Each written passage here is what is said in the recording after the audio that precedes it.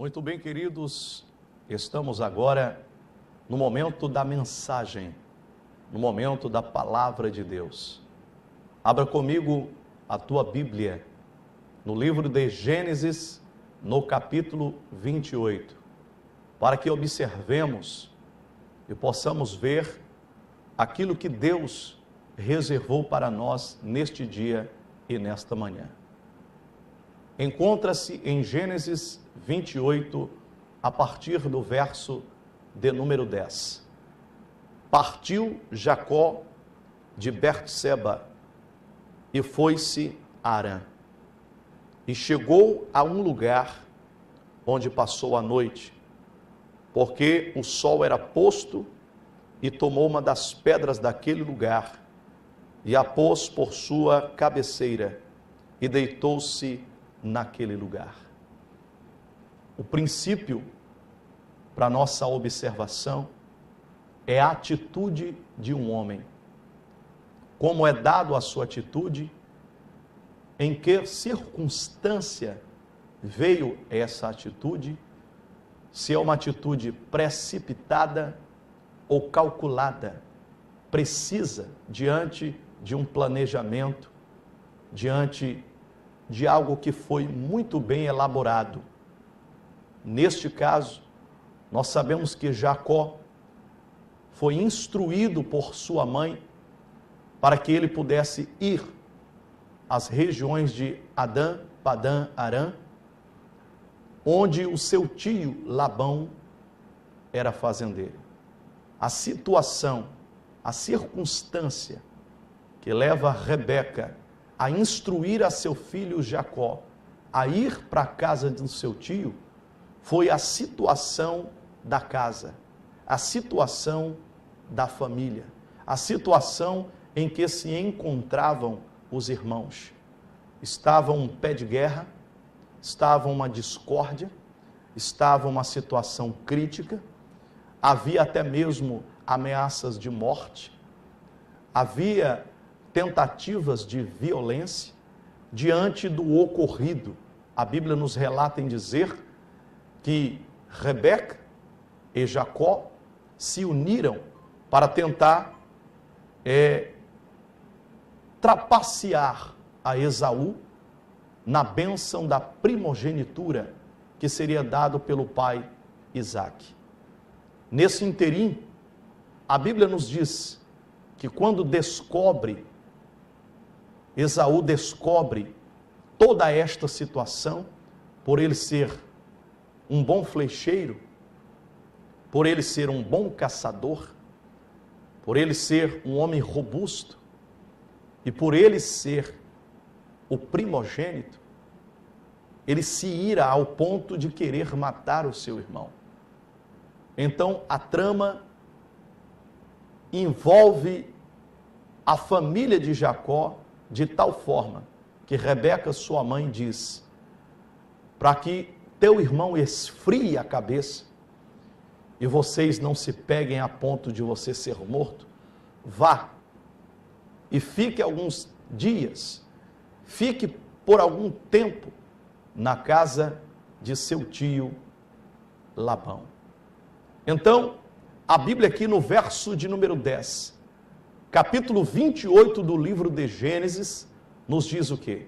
Partiu, foi-se, seguiu. Nós percebemos, todas as vezes que temos a oportunidade de ler a palavra de Deus e de com ela aprender, e que sirva e que resulte na nossa vida beneficamente, eu quero dizer para você uma palavra. Essa expressão, partiu, ou talvez na tradução da tua Bíblia, foi-se, seguiu, nos prova algumas situações que possamos entender. E eu quero impetrar isso no seu coração, eu quero imbuir isso na sua mente, eu quero tentar aclarar para você tudo quanto possamos extrair juntos desta palavra. Partiu, foi-se, seguiu. Nós observamos 3 pontos. Primeiro, ele foi em obediência à sua mãe.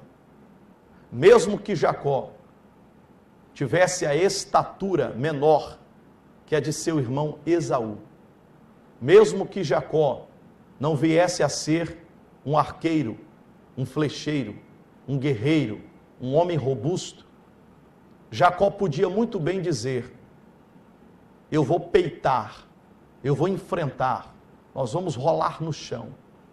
Mas demonstra a primeira observação que lhe faço, por ele ter partido, por ele ter ido, por ele ter aceitado a proposta da mãe, mostra que Jacó com Rebeca tinha um vínculo de respeito, que Jacó com Rebeca tinha reverência, que Jacó com Rebeca, sua mãe, tinha amor e obediência.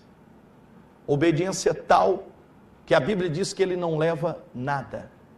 Ele não leva um alforje, ele não leva um páreo de roupas, ele não leva um calçado extra. Única coisa que ele leva era aquilo que ele tinha consigo, que era um chifre de antílope com óleo, com azeite, que hoje nós usamos para unguento, unção no momento de oração. Porém, nós sabemos que a propriedade do unguento, na verdade, era para limpar as feridas, para untar e amolecer as feridas, tentar estancá-las, tentar tratá-las, purificá-las. Então, nós percebemos que Jacó, quando partiu, quando foi-se, quando seguiu para a casa do seu tio, ele não leva nada consigo. Única coisa que ele leva é a obediência à sua mãe. Olha, quantas foram as vezes que você teve decepções na vida por desobediência. E tu sabes muito bem que desobediência leva a consequências drásticas e terríveis. Ainda que a situação de Jacó era uma situação delicada, ainda que neste dado momento percebemos que havia situações que contradiziam um bem-estar, nós podemos alcançar grandes aprendizados. E o primeiro é: você é obediente ou você é rebelde? Você é obediente e tem reverência a Deus, ou você é desobediente e é rebelde? Para aqueles que disseram sim, que são rebeldes, que são desobedientes, vem um alerta, mas também vem um conselho. A alerta é que o pecado de rebeldia é comparado ao pecado de feitiçaria. E se você não sabe, o pecado de feitiçaria compara-se ao pecado de soberba, de prepotência, de altivez. E se você não sabe, eu ainda te digo, pecado de prepotência, de soberba, tem como consequência a resistência de Deus. Porque Deus diz: eu resisto aos soberbos. Então, vem agora o conselho. Priva-se dessa desobediência e aprimore a sua obediência em qualidade.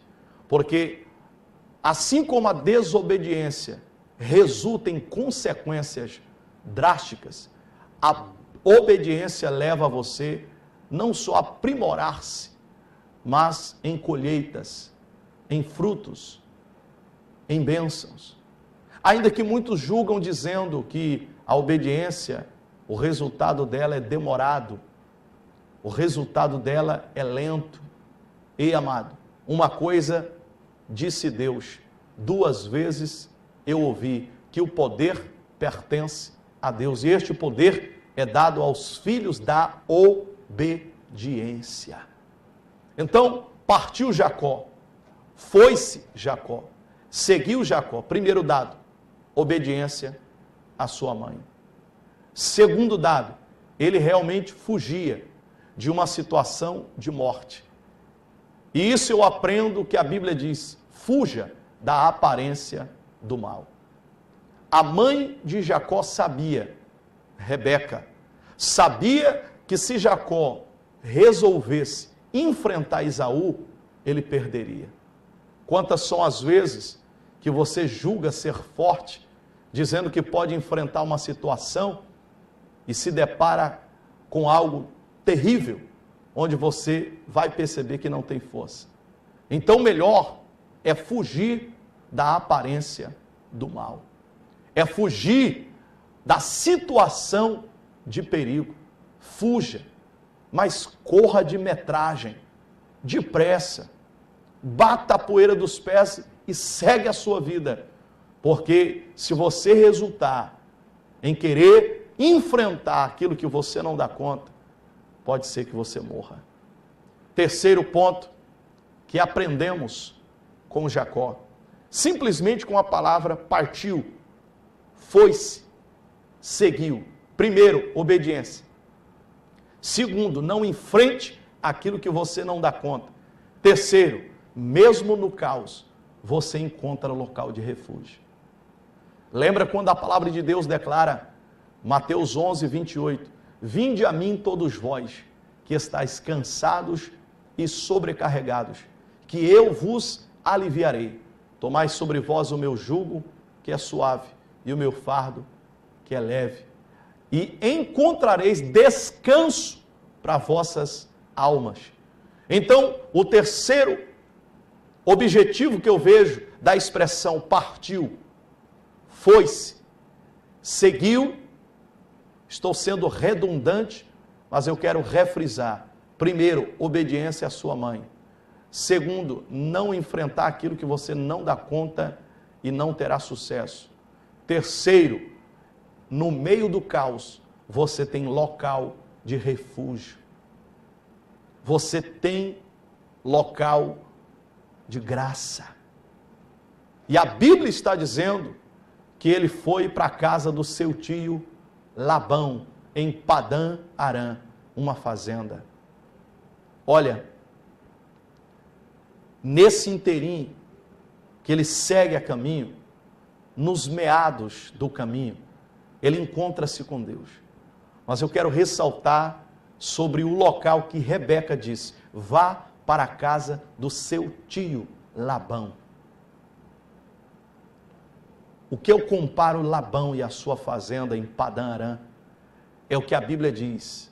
Quando Cristo disse a cada um de vocês, a cada um de nós: na casa de meu pai há muitas moradas. Se não fosse assim, eu não vou-lo teria dito. O Senhor vos prepara lugar. O Senhor vos prepara ambiente.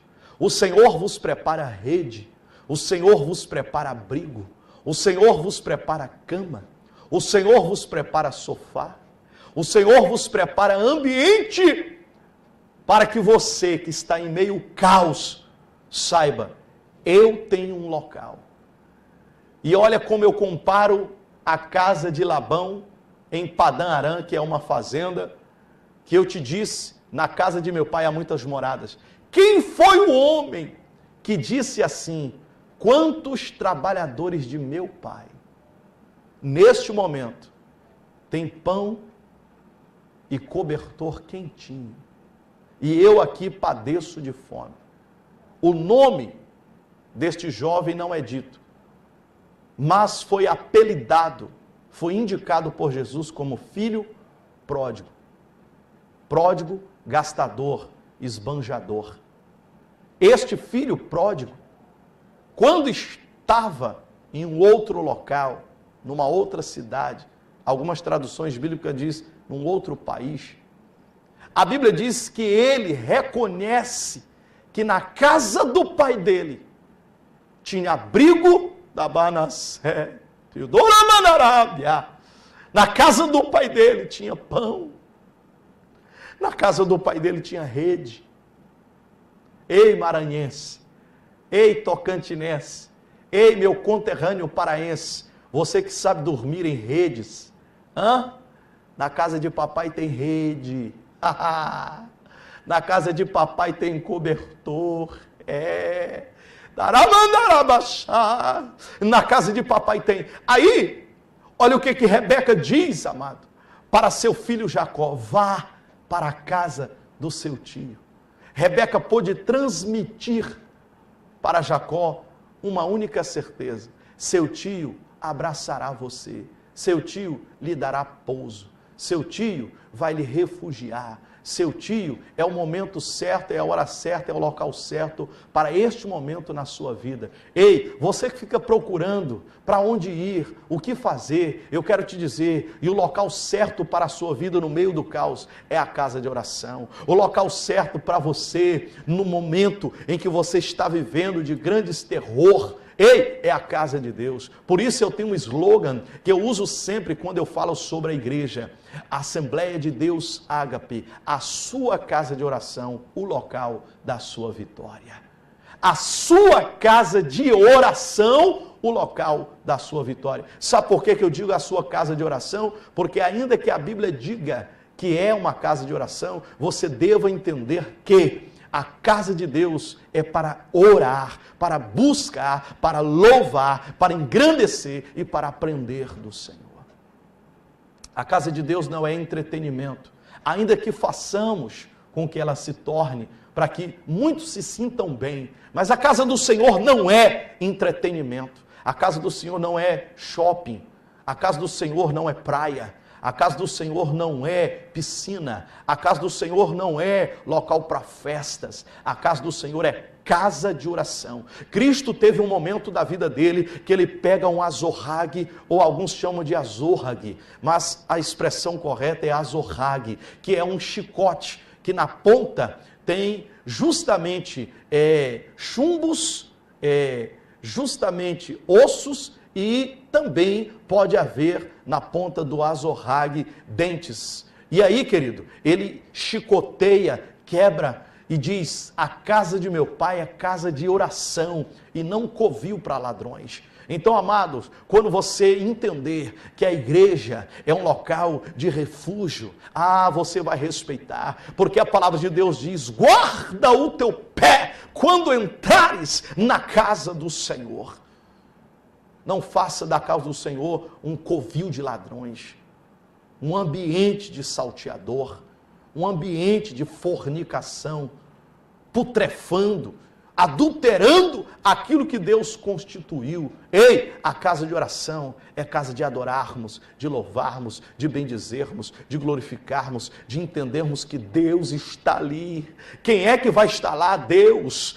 Querido, se nós respeitamos a juízes, se nós respeitamos autoridades eclesiásticas, se nós respeitamos autoridades governamentais, se nós respeitamos o próximo, não iremos respeitar a Deus. E quem é que está no culto? Não é homens quem está no culto, é o Senhor. Aleluias. Olha o que eu tenho dito para você. Padã Arã, a fazenda do tio Labão, significa refúgio. Agora, depois desses 3 pensamentos, vamos para o segundo tópico. Chegando numa cidade chamada Luz. Chegando num local porque o sol já era posto. Olha as informações que a Bíblia nos dá.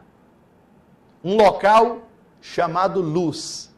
O sol já era posto.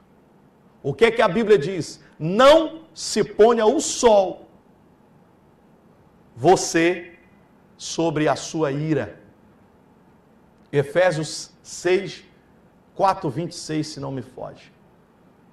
Não se ponha o sol sobre a sua ira. O que nós percebemos é que de caminho de Berseba para Padã Arã, no meio do caminho, porque o sol já era posto, Jacó tinha que descansar. E na verdade descansar é refletir das atitudes que ele havia tomado horas atrás. Reflita. reflita as suas atitudes e se permita Deus falar contigo.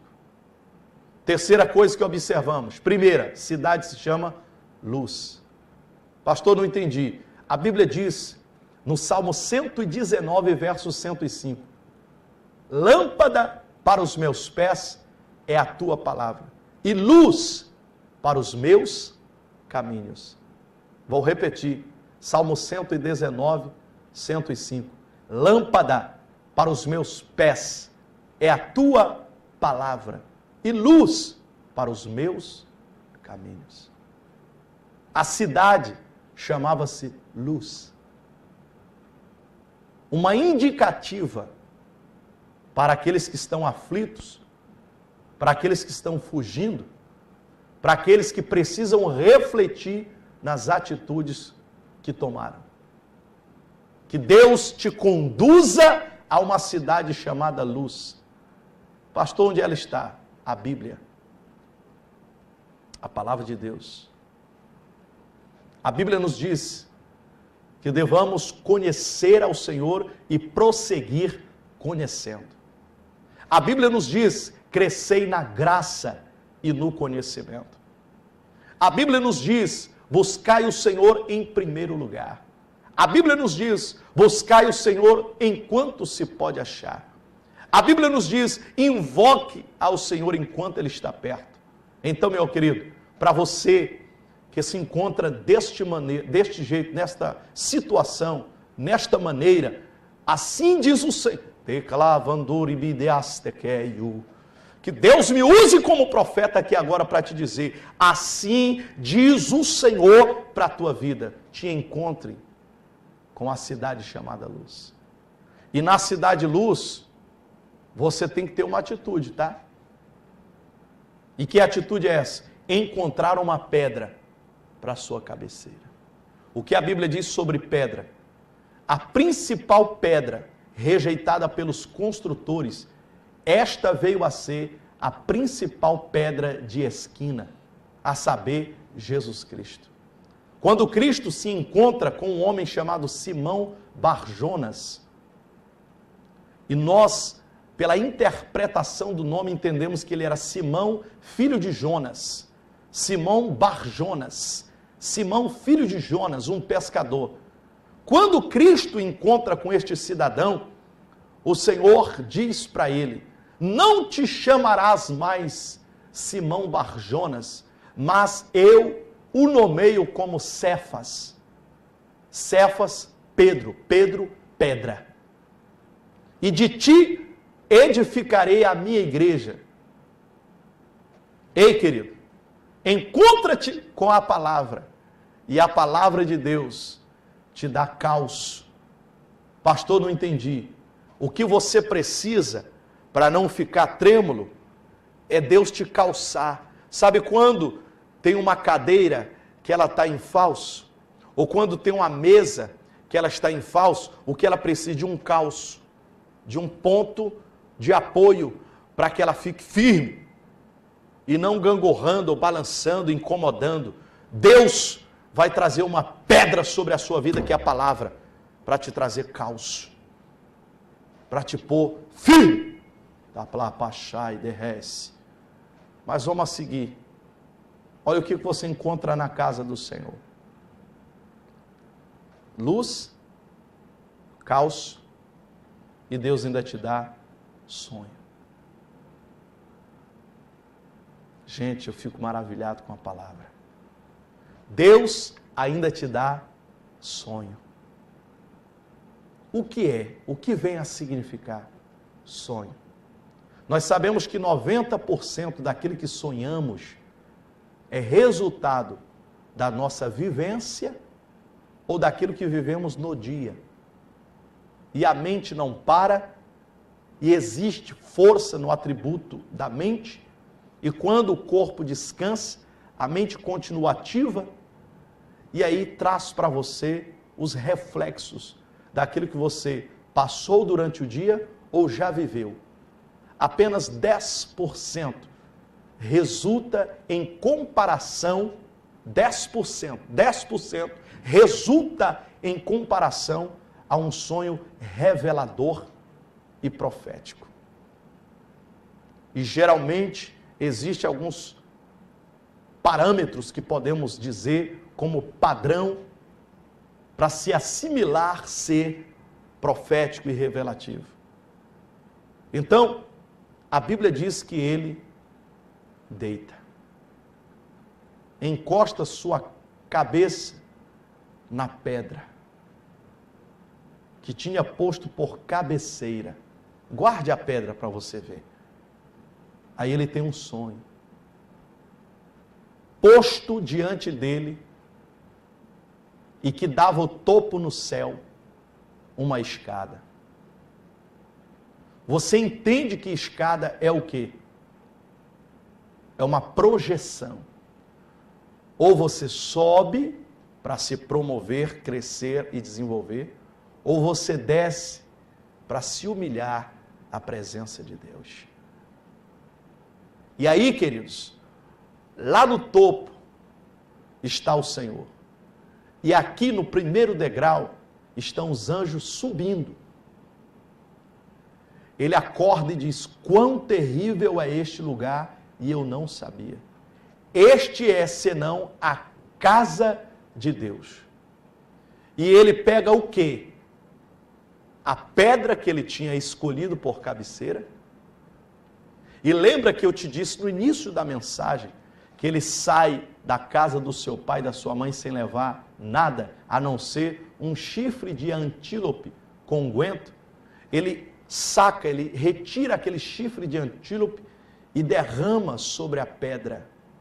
E consagra a pedra e diz: esta pedra que eu tenho posto diante de ti e de mim é Betel.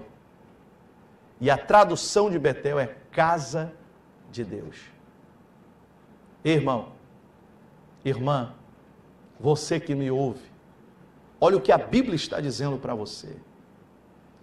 Que diante dos sonhos de Deus, você tem que ter óleo, você tem que ter azeite, você tem que ter unção, você tem que ter fé, você tem que ter graça, você tem que acreditar que tudo quanto Deus falou, Ele vai fazer. Eu me recordo sempre das profecias que Deus liberou para a minha vida, e eu estou caminhando rumo a elas. Eu tenho um CD musical, daqui um pouquinho vai ser passado o clipe musical, o meu primeiro clipe musical. Há um ano atrás, ou quase um ano e meio atrás, é um testemunho para você. Há um ano e meio atrás, eu não tinha nem condições de ser conhecido na região onde eu morava.